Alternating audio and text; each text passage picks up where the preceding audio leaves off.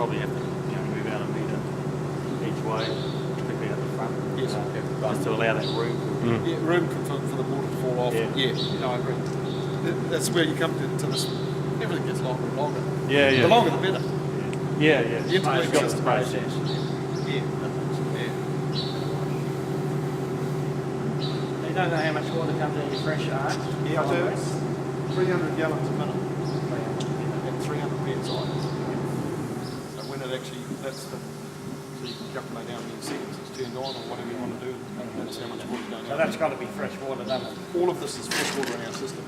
This is all one piece. It's a one. We'll go into the building shortly and I'll show you how that works. Basically, all the crap just washes in here. As you can see, you're actually creating a lot of salt, and which is really wrong because I didn't think that was going to happen. I really didn't think we were going to be able to hold up as much as we are. And I thought most of that was going to go into the big pit, which takes a lot more to clean.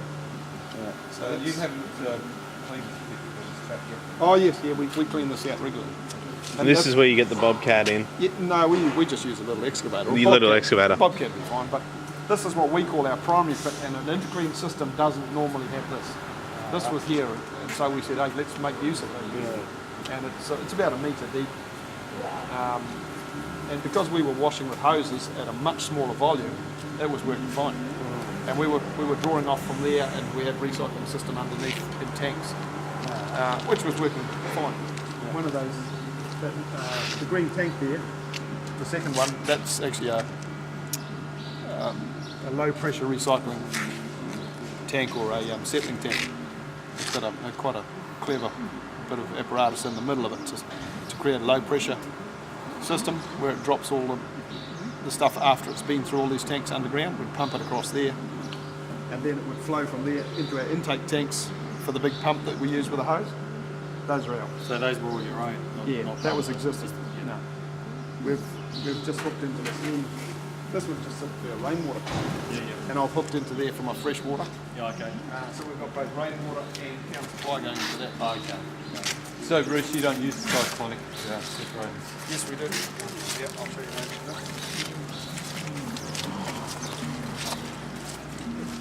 That's ready to be cleaned out.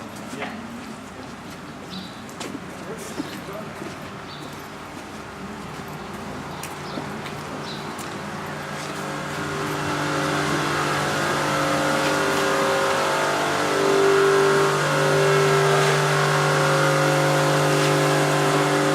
These are just come right through, John.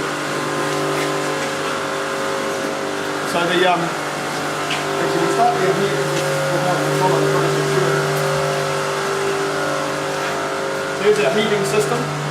The heated water is sitting in those two tanks there, and we've got a water heater externally, a gas operated water heater.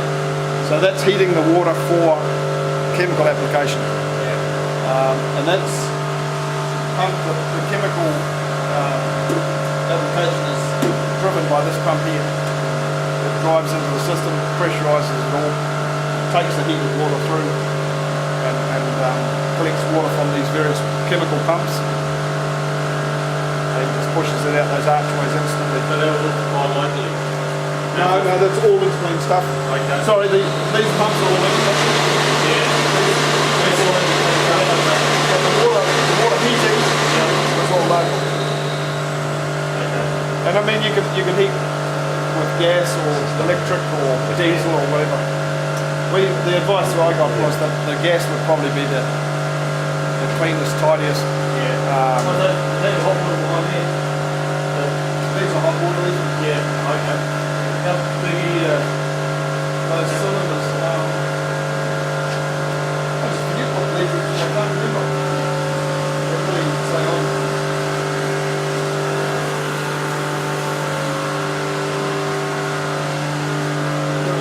I can't see a number on there. They're probably 270 litres or something like that. So Bruce, did they manufacture those to specifications? No, that's off the shelf. Off the shelf? Yeah. And we simply said we told them what sort of number we wanted in terms of litres going out of the system, they said, well, with the ability of this heater to reheat, it's quite a high-speed heater, it should be able to keep up with just the 2 tanks. If we needed to add another tank, we can. Excuse me.